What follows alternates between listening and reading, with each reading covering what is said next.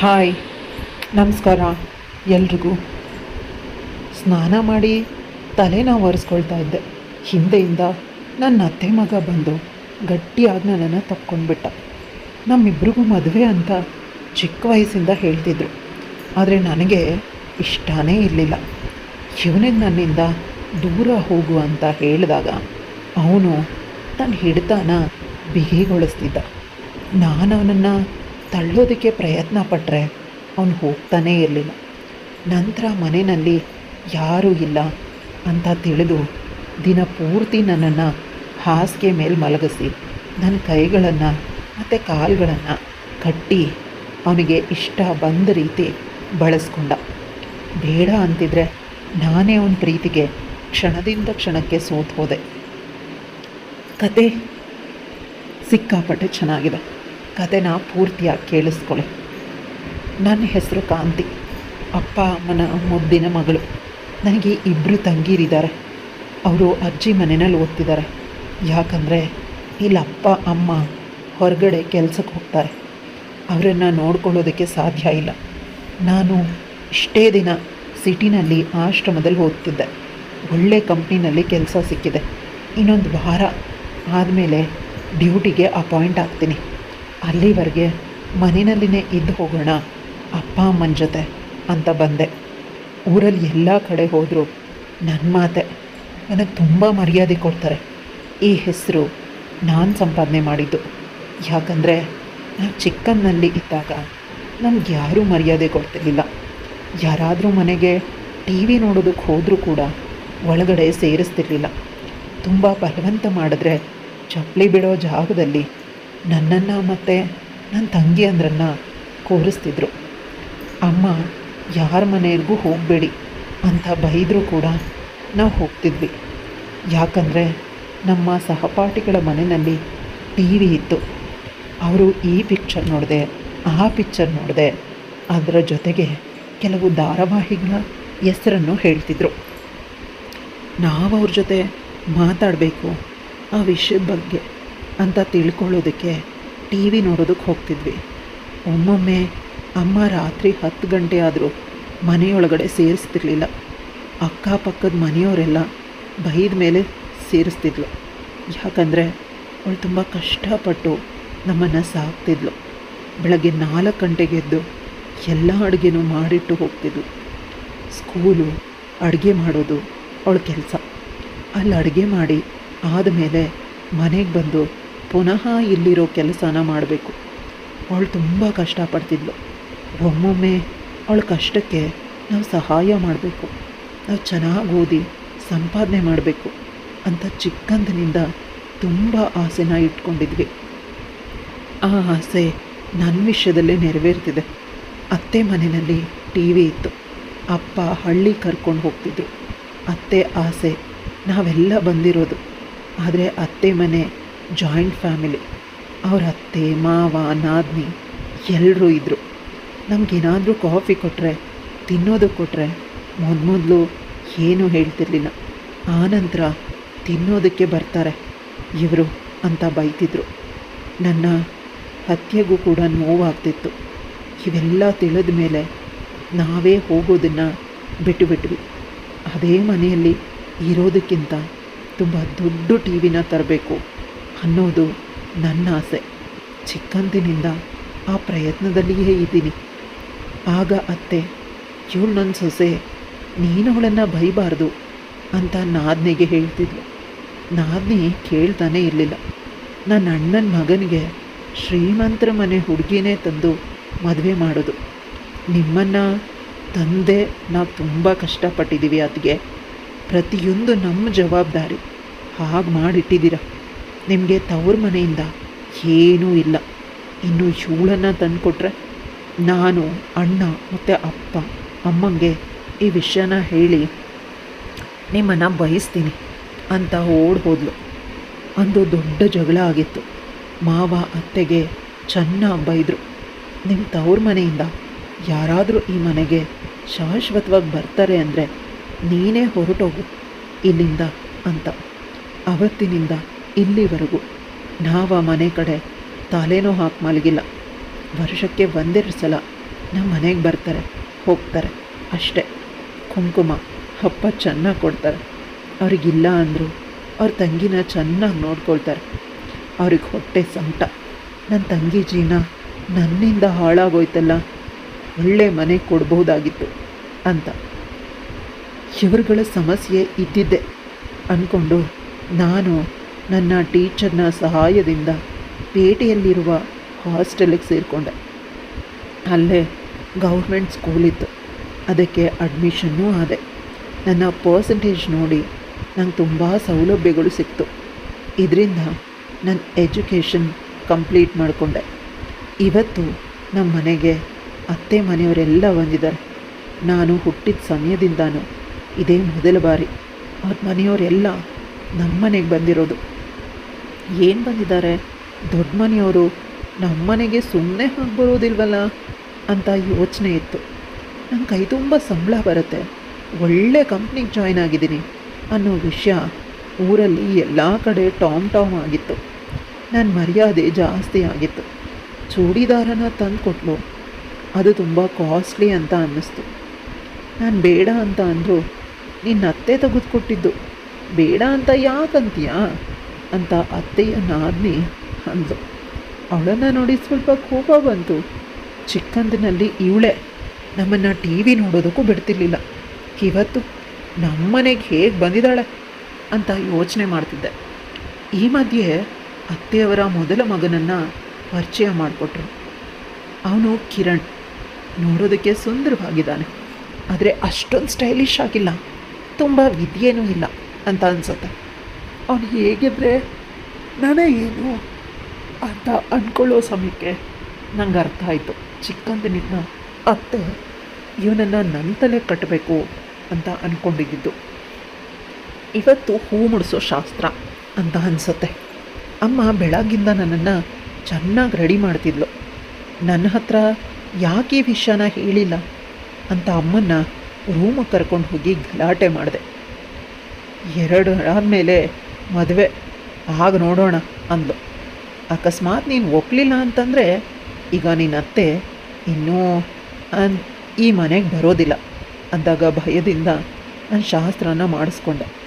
ಹುಡುಗ ಖುಷಿಯಿಂದಾನೇ ಇದ್ದ. ಅವನನ್ನು ನೋಡಿ ಅಸಹ್ಯ ಆಗ್ತಿತ್ತು.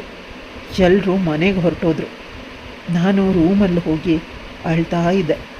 ನನ್ನ ಕಣ್ಣೀರು ಯಾರಿಗೆ ಬೇಕು? ನನ್ನ ಕೆಲಸ ಸಿಕ್ಕಿದ ಮೇಲೆ ಇಲ್ಲಿಗೆ ಬರಲೇಬಾರ್ದಾಗಿತ್ತು. ಈ ಶಾಸ್ತ್ರ ಮಾಡಿದ ತಕ್ಷಣ ನಾನೇನವನನ್ನು ಮದುವೆ ಆಗಿಬಿಡೋಲ್ವಲ್ಲ, ಇಲ್ಲ ತಾನೇ ಅಂತ ಮನಸ್ಸು ಧೈರ್ಯ ಮಾಡಿ 2 ದಿನಗಳು ಕಳೆದ ನಂತರ ಇನ್ನು 4 ದಿನದಲ್ಲಿ ಪೇಟೆಗೆ ಹೊರಟೋಗ್ತೀನಿ ಅಂತ ಯೋಚಿಸ್ತಿದ್ದೆ. ಅಷ್ಟರಲ್ಲಿ ಅಪ್ಪ ಅಮ್ಮ ಪೇಟೆನಲ್ಲಿ ಇವತ್ತು ಯಾರ್ದೋ ಮದುವೆ ಇತ್ತು, ನಮ್ಮ ಸಂಬಂಧಿಕರದು. ಅಲ್ಲಿ ಹೋಗಿದ್ದಾರೆ. ತಂಗೀರಿಬ್ಬರು ಪೇಟೆನಲ್ಲಿ ಓದ್ತಿದ್ದಾರೆ. ನಾನು ಓದ್ತಿದ್ದ ಸ್ಕೂಲು ಮತ್ತು ಹಾಸ್ಟೆಲಲ್ಲಿ ಅವ್ರ ಭವಿಷ್ಯದ ಬಗ್ಗೆ ಅಷ್ಟೊಂದು ಯೋಚಿಸೋ ಅವಶ್ಯಕತೆ ಇಲ್ಲ. ನಾನು ಹೋದ್ಮೇಲೆ ಅವ್ರನ್ನ ಚೆನ್ನಾಗಿ ನೋಡ್ಕೊಳ್ತೀನಿ ಅಂತ ಯೋಚಿಸ್ತಿದ್ದೆ. ಅಷ್ಟರಲ್ಲಿ ಹಿಂದೆಯಿಂದ ಬಂದು ಯಾರೋ ನನ್ನನ್ನು ಗಟ್ಟಿಯಾಗಿ ತಪ್ಕೊಂಡ್ರು. ನಾನು ಯಾರು ಅಂತ ನೋಡೋ ಸಮಯಕ್ಕೆ ನನ್ನ ಕಣ್ಣನ್ನು ಅವ್ರ ಕೈಗಳಿಂದ ಮುಚ್ಚಿದ್ರು. ಇಷ್ಟೊಂದು ಅಧಿಕಾರ ನನ್ನ ಮೇಲೆ ನಾನು ಯಾರಿಗೂ ಕೊಟ್ಟಿಲ್ವಲ್ಲ ಅಂತ ಕಿರ್ಚೋದಕ್ಕೆ ಆರಂಭಿಸಿದೆ. ಆದರೆ ಕಿರ್ಚೋದಕ್ಕೆ ಎದುರುಗಡೆ ಇರೋ ಮನುಷ್ಯ ಬಿಡ್ತಾನೇ ಇಲ್ಲ. ನಾನು ಮಾತಾಡದೇ ಇರಲಿ ಅಂತ ನನ್ನ ಸೊಂಟನ ಗಟ್ಟಿಯಾಗಿ ಹಿಡ್ಕೊಂಡ. ಅಷ್ಟೇ ಅಲ್ಲ, ನನ್ನ ಉಸಿರಲ್ಲಿ ಅವನು ಉಸಿರಾಡ್ತಿದ್ದಾನೆ. ನಂಗೆ ಭಯ ಆಗಿ ನಿಧಾನಕ್ಕೆ ನೋಡಿದಾಗ ಎದುರುಗಡೆ ಇದ್ದ ಮನುಷ್ಯನನ್ನು ನೋಡಿ ನಾನು ಬೆಚ್ಚಿ ಬಿದ್ದಿದ್ದೆ. ಚೆನ್ನಾಗಿ ಕೋಪ ಬಂದು ಅವನಿಗೆ ಏಟುಗಳನ್ನು ಹೊಡೆದೆ. ನಿಂಗೆ ಎಷ್ಟು ಧೈರ್ಯ, ನನ್ನ ಮೇಲೆ ಅಧಿಕಾರ ಚಲಾಯಿಸ್ತಿದೆಯಲ್ಲ ಅಂದಾಗ ಅತ್ತೆ ಮಗ ಹೇಳ್ತಾನೆ, ನೀನು ನನ್ನನ್ನು ಬಿಟ್ಟು ಹೊರಟೋಗ್ತೀಯಂತೆ. ಶಾಸ್ತ್ರನ ಕೇವಲ ಕಾಟಾಚಾರಕ್ಕೆ ಮಾಡಿಸ್ಕೊಂಡಿದ್ದಾಳೆ. ಅವನಂತ ಅವಿದ್ಯಾವಂತನನ್ನು ಅವಳ ಮದುವೆನೇ ಆಗೋದಿಲ್ಲ ಅಂತ ಪ್ರತಿಯೊಬ್ಬರು ಹೇಳ್ತಿದ್ದಾರೆ ಅಂತ ಅಂದಾಗ ಅವಳು, ಹೌದು, ನಿಜವಾಗ್ಲೂ ನಾನು ಕಾಟಾಚಾರಕ್ಕೆ ನಿನ್ನನ್ನು ಮದುವೆ ಆಗ್ತಿರೋದು ಅಲ್ಲ, ಶಾಸ್ತ್ರ ಮಾಡಿಸ್ಕೊಂಡಿದ್ದು. ನಮ್ಮಿಬ್ಬರ ಮದುವೆ ಯಾವತ್ತೂ ನಡೆಯೋದಿಲ್ಲ. ನನ್ನನ್ನು ಗಟ್ಟಿಯಾಗಿ ಹಿಡ್ಕೊಂಡು ಪುನಃ ನನ್ನ ತೊಟ್ಟಿಗೆ ದೀರ್ಘವಾಗಿ ಚುಂಬಿಸ್ದ. ಪ್ರಥಮ ಮತ್ತು ತುಂಬ ಮೃದುವಾಗಿತ್ತು. ನನ್ನ ಬಟ್ಟೆನ ತೆಗೆಯೋದಕ್ಕೆ ಪ್ರಯತ್ನ ಪಡ್ತಿದ್ದಾನೆ. ನಾನು ಅದಕ್ಕೆ ಅವಕಾಶ ಮಾಡಿಕೊಡ್ತಿಲ್ಲ. ನಾನು ಮದುವೆ ಆಗಬೇಕು ಅನ್ನೋ ಆಸೆ ನನಗೆ ತುಂಬ ಇದೆ. ನನ್ನ ಬದುಕನ್ನು ಹಾಳು ಮಾಡಬಾರ್ದು ನೀನು ಅಂತ ಹೇಳಿದಾಗ, ಲೇ ಮದುವೆ ಆಗೋಣ ಅಂತ ತಾಳಿ ಕಟ್ಟೋದಕ್ಕೆ ಮುಂದೆ ಬಂದ. ನಾನು ಒಪ್ಪಲಿಲ್ಲ. ತಾಳಿನ ಕಿತ್ತೆಸ್ದ. ಅದು ಎಲ್ಲಿನೋ ಹೋಗಿಬಿತ್ತು. ನಂಗೆ ಭಯ ಮತ್ತು ಕೋಪ ಎರಡೂ ಬಂತು. ಅವ್ರು ನನ್ನನ್ನು ಗಟ್ಟಿಯಾಗಿ ತಕ್ಕೊಂಡ. ಅವನ ಅಪ್ಪುಗೆ ಒಂದು ರೀತಿ ಚಂದ ಅನ್ನಿಸ್ತು, ಒಂದು ರೀತಿ ಕಂಫರ್ಟ್. ನಾನು ಭಯ ಪಡೋ ಅವಶ್ಯಕತೆಯೇ ಇಲ್ಲ ಅಂತ ನಂತರ ಅವನು ನನ್ನನ್ನು ಹಾಸಿಗೆ ಮೇಲೆ ಎತ್ಕೊಂಡು ಹೋಗಿ ಮಲಗಿಸ್ದ. ನಾನನ್ನ ದೂರ ತಳ್ಳಿದೆ, ಇದಕ್ಕೆ ಅವಕಾಶ ಮಾಡಿಕೊಡ್ಬಾರ್ದು ಅಂತ. ಆದರೆ ಅವನು ಪುನಃ ನನ್ನನ್ನು ತನ್ನೊಳಗೆ ಮಾಡ್ಕೊಳ್ಳೋದಕ್ಕೆ ಏನು ಮಾಡಬೇಕೋ ಅದೆಲ್ಲನೂ ಮಾಡ್ತಿದ್ದಾನೆ. ಅರಿಶಿನದ ದಾರಕ್ಕೆ ಅರಿಶಿನದ ಕೊಂಬನ್ನು ಹಾಕ್ಕೊಂಡು ಕಟ್ಕೊಂಡು ಬಂದ. ಅದನ್ನು ನಾನು ಕುತ್ತಿಗೆಗೆ ಕಟ್ಟೋದಕ್ಕೆ ಪ್ರಯತ್ನಿಸ್ದ. ಆದರೆ ನಾನು ಅವಕಾಶ ಮಾಡಿಕೊಟ್ಟಿಲ್ಲ. ನಂತರ ಅವನು ಕೋಪದಿಂದ ನನ್ನನ್ನು ಗಟ್ಟಿಯಾಗಿ ತಪ್ಕೊಂಡು ಮುತ್ತುಗಳನ್ನು ಕೊಟ್ಟ. ಅವನು ತುಂಬ ಶಕ್ತಿಯುತವಾಗಿದ್ದ. ನನ್ನ ಬಟ್ಟೆಗಳನ್ನು ಕಿತ್ತೆಸ್ದು ನನ್ನನ್ನು ಆಕ್ರಮಿಸ್ದ.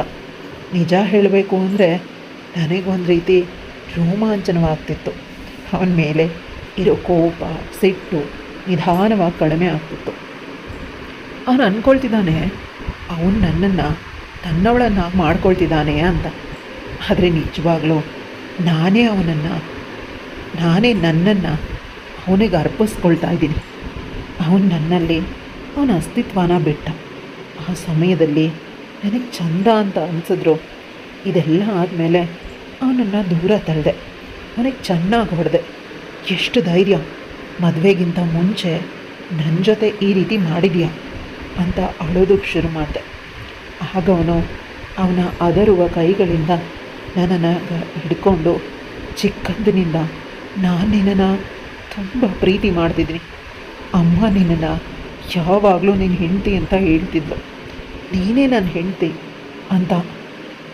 ಅದು ಕೂಡ ಬೇರೆ ಹುಡುಗಿನ ನೋಡೇ ಇಲ್ಲ.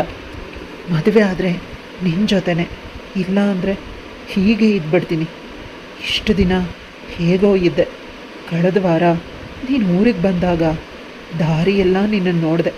ಅಂದಿನಿಂದ ನಿನ್ನನ್ನು ಬಿಟ್ಟು ದೂರ ಇರೋದಕ್ಕೆ ಸಾಧ್ಯನೇ ಆಗ್ತಿಲ್ಲ. ನನಗೆ ನೀನು ಬೇಕು ಅಂತ ಅವಳ ಹಣೆಗೆ ಪುನಃ ಮುತ್ತು ಕೊಟ್ಟ. ನೀನು ಏನು ಹೇಳಿದ್ರು ನಾನು ಮಾಡ್ತೀನಿ, ಆದರೆ ನೀನು ದೂರ ಆಗಬೇಡ ಅಷ್ಟೇ ಅನ್ನೋದು ಅವನ ಮಾತಾಗಿತ್ತು. ಅದಕ್ಕೆ ಅವಳು, ನೀನು ನಿನ್ನ ಆಸೆನ ತೀರಿಸ್ಕೊಂಡೆ, ಆದರೆ ನನ್ನ ಆಸೆ ಏನು ಅಂತ ಅವನು ಕೇಳ್ದ. ನನ್ನ ಹುಡುಗ ತುಂಬ ಎಜುಕೇಟೆಡ್ ಆಗಿರಬೇಕು ಅನ್ನೋ ಆಸೆ. ಆಗವನು, ನಾನು ಕರೆಸ್ಪಾಂಡೆನ್ಸಲ್ಲಿ ಓದ್ತೀನಿ ಸರಿ ತಾನೇ ಅಂತ ಕೇಳ್ದ. ನಾನು ಅಲ್ಲಿವರೆಗೂ ನಿನ್ನ ಮುಖನ ನನಗೆ ತೋರಿಸ್ಬಾರ್ದು ಅಂತ ಹೇಳಿ ಅವಳು ಊರಿಗೆ ಹೊರಟೋದ್ಲು. ಅವಳಿಗೆ ಭಯ, ಇಲ್ಲೇ ಇದ್ದರೆ ಇದೇ ವಿಷಯನ ಇಟ್ಕೊಂಡು ಈ ಊರಿನ ಜನ ನನಗೆ ಇವನ ಜೊತೆ ಮದುವೆ ಮಾಡಿಸ್ಬಿಡ್ತಾರೆ. ಇವನು ದಡ್ಡ, ತಲೆ ಹೊಡೆದ್ರೆ 2 ಅಕ್ಷರ ಬರೋದಿಲ್ಲ, ಇವನು ಹೇಗೆ ಡಿಗ್ರಿ ಪಾಸ್ ಮಾಡ್ತಾನೆ ಅಂತ ಅಂದ್ಕೊಂಡು ಇವಳು ನೆಮ್ಮದಿಯಾಗಿದ್ಲು. ಆದರೆ ಅವಳ ದೇಹ ಒಮ್ಮೆ ಅವನ ಸ್ಪರ್ಶನ ಒಪ್ಕೊಂಡ ಮೇಲೆ ಪುನಃ ಅವನ ಜೊತೆ ಬೇಕು ಅಂತ ಕೇಳ್ತಿತ್ತು. ಆದರೆ ಇವಳು ಅದನ್ನೆಲ್ಲ ತುಂಬ ಕಂಟ್ರೋಲ್ ಮಾಡಿದ್ಲು. ಮೆಡಿಟೇಷನ್ ಮಾಡೋದಕ್ಕೆ ಪ್ರಾರಂಭ ಮಾಡಿದ್ಲು. ಅವಳು ಬದುಕ್ತಿದ್ದಾಳೆ. ತಂಗಿ ಅಂದ್ರನ್ನ ನೋಡ್ಕೊಳ್ತಿದ್ದಾಳೆ ಅಷ್ಟೇ. ಅಪ್ಪ ಅಮ್ಮನಿಗೂ ತಿಂಗಳಿಗೆ ದುಡ್ಡನ್ನು ಕಳಿಸ್ಕೊಡ್ತಿದ್ದಾಳೆ. ನಾನಿಲ್ಲಿಗೆ ಬಂದು 2-3 ವರ್ಷ ಆಯಿತು. ಇವತ್ತು ಆಫೀಸಲ್ಲಿ ಕೆಲಸ ಜಾಸ್ತಿ ಇರಲಿಲ್ಲ. ಸ್ವಲ್ಪ ರೆಸ್ಟ್ ಮಾಡಬೇಕು ಅಂತಲೂ ಅನ್ನಿಸ್ತು. ಮನೆ ಕಡೆ ನಡೆದೆ. ಮನೆ ಬಾಗಿಲಲ್ಲಿ ಯಾರೋ ಒಂದು ಹುಡುಗ ಕೂತಿದ್ದಾನೆ. ಹತ್ತಿರ ಹೋಗಿ ನೋಡಿದಾಗ ತಿಳಿತು, ಅದು ನನ್ನ ಅತ್ತೆ ಮಗ ಕಿರಣ್ ಅಂತ. ನಾನು ಒಬ್ಬಳು ಆಟೋ ಹತ್ತಿ ಹೊರಟೋಗೋಣ ಅಂತ ಅಂದ್ಕೊಂಡೆ. ಅಷ್ಟರಲ್ಲಿ ಅವನು ನನ್ನನ್ನು ನೋಡಿ ನನ್ನ ಹತ್ರ ಬಂದ. ನಾವಿಬ್ಬರು ಈಗ ಹೆಚ್ಚು ಕಡಿಮೆ ರೋಡಲ್ಲಿದ್ದೀವಿ, ಏನೂ ಮಾತಾಡಬಾರ್ದು ಅಂತ ಸುಮ್ಮನಾದೆ. ಕಿರಣ್ ನನ್ನ ಗಟ್ಟಿಯಾಗಿ ತಪ್ಕೊಂಡ. ಕೊನೆಗವನು ಮನೆಗೆ ಹೋಗಿ ಮಾತಾಡೋಣ ಅಂತ ನನ್ನ ಬಳಿ ಕೇಳಿದಾಗ ನನಗೇನೂ ಮಾತಾಡದೆ ಮನೆಗೆ ಹೋದೆ. ಅವನನ್ನು ಹಿಂಬಾಲಿಸ್ದ. ಮನೆಯೊಳಗಡೆ ಹೋದಾಗ ಅವನೊಬ್ಬ ಪುನಃ ನನ್ನನ್ನು ತಪ್ಪಿಕೊಂಡು ನಾವಿಬ್ಬರು ಮದುವೆ ಆಗೋಣ, ನೋಡು ನೀನು ಹೇಳಿದ ಡಿಗ್ರಿ ಸರ್ಟಿಫಿಕೇಟ್ ನಾನು ಚೆನ್ನಾಗಿ ಓದಿ ಪಾಸ್ ಆಗಿದ್ದೀನಿ, ನೀನು ಯಾವ ಪ್ರಶ್ನೆ ಕೇಳಿದ್ರು ಅದಕ್ಕೆ ಉತ್ತರ ಕೊಡ್ತೀನಿ, ಬೇಕಾದರೆ ಇಂಗ್ಲೀಷಲ್ಲೂ ಮಾತಾಡ್ತೀನಿ, ನನಗೆ ಇಂಗ್ಲೀಷು ಬರುತ್ತೆ ಅಂತ ಹೇಳ್ದ.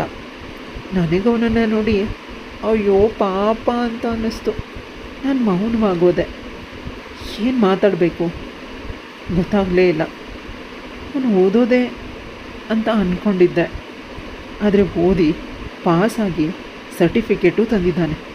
ಅದು ನನಗೆ ಆಶ್ಚರ್ಯ. ನಾನು ಮಾತಾಡದೇ ಇರೋದನ್ನು ತಿಳಿದು ಅವನ ಮಂಡಿಯೋರು ಕೂತ್ಕೊಂಡು ನನ್ನ ಮುಂದೆ ಕೈ ಹಿಡಿದು ದಯವಿಟ್ಟು ನನ್ನನ್ನು ಮದುವೆ ಆಗು, ನೀನು ಹೇಳ್ದಾಗ ಕೇಳ್ತೀನಿ, ಮದುವೆ ಆದಮೇಲೆ ಪ್ರತಿದಿನ ಪ್ರತಿ ಕ್ಷಣ ನೀನು ನನಗೆ ಕಷ್ಟ ಕೊಟ್ಟರು ನೋವು ಮಾಡಿದ್ರು ಸಹಿಸ್ಕೊಳ್ತೀನಿ, ಇದು ಕೇವಲ ನೀನು ನನ್ನವಳಾಗು ಅಂತ ಅಳ್ತಾ ಇದ್ದಾನೆ.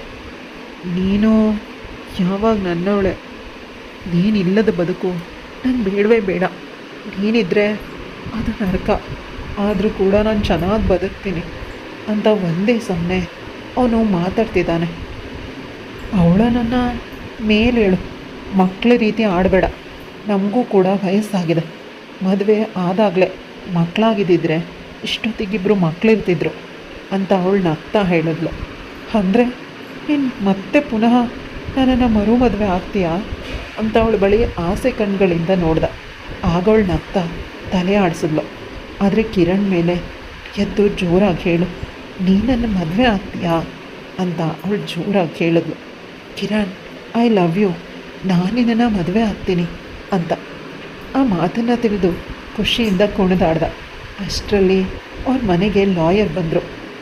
ಅವಳು ತನಗೆ ಈ ವಿಷಯ ತಿಳಿದಿಲ್ಲ. ಈ ಮನೆಗೆ ಲಾಯರ್ ಯಾಕೆ ಬಂದರು, ನಮ್ಮ ಬಳಿ ಅಷ್ಟೊಂದು ಪ್ರಾಪರ್ಟಿನೂ ಇಲ್ಲ ಅಂತ ಹೇಳಿದಾಗ, ಕಿರಣ್, ನಾನೇ ಕರೆಸಿರೋದು. ನೀನಾ, ಯಾಕೆ ಅಂತ ಪ್ರಶ್ನೆ ಮಾಡಿದಾಗ, ಅವರು ಒಳಗೆ ಬರಲಿ ಎಲ್ಲ ತಿಳಿಯುತ್ತೆ ಅಂತ. ಅದು ಕಿರಣ್ ಮನೆಯಲ್ಲಿ ಅವರ ಅಪ್ಪ ಅಮ್ಮ ಅಜ್ಜ ಎಲ್ಲರ ಆಸ್ತಿನೂ ತುಂಬ ವರ್ಷಗಳಿಂದ ಇವರೇ ಮೇಂಟೈನ್ ಮಾಡೋದು. ಅವಳು ಒಳಗಿಂದ ಹೋಗಿ ಕಾಫಿ ತಂದು ಅಷ್ಟರಲ್ಲಿ ಲಾಯರು ಅವಳಿಗೆ ಹೇಳ್ತಾರೆ, ಎಲ್ಲ ಆಸ್ತಿನೂ ಕಿರಣ್ ನಿನಗೇ ಬರೆದಿದ್ದಾನೆ, ಈ ಆಸ್ತಿಯ ಒಡತಿ ನೀನೇ ಅಂತ ಹೇಳಿದಾಗ ಅವಳು ಭಯಪಟ್ಲು. ಅತ್ತೆ ಮಾವ ಏನು ಅನ್ಕೋತಾರೆ ಅಂದಾಗ ಅವ್ರನ್ನ ಕೇಳಿನೇ ಮಾಡಿರೋದು, ಅವ್ರಿಗೆ ನನಗಿಂತ ನಿನ್ನ ಮೇಲೇ ನಂಬಿಕೆ ಜಾಸ್ತಿ. ಸ್ವಲ್ಪ ಹೊತ್ತು ಅವಳು ಎಮೋಷ್ನಲ್ ಆದಳು. ಅವಳಿಗೆ ಈಗಲೂ ಕೂಡ ನಂಬೋದಕ್ಕೆ ಸಾಧ್ಯ ಆಗ್ತಿಲ್ಲ. ಅವಳಿಗೆ ಆಶೀರ್ವಾದ ಮಾಡಿ ಹೋದಳು.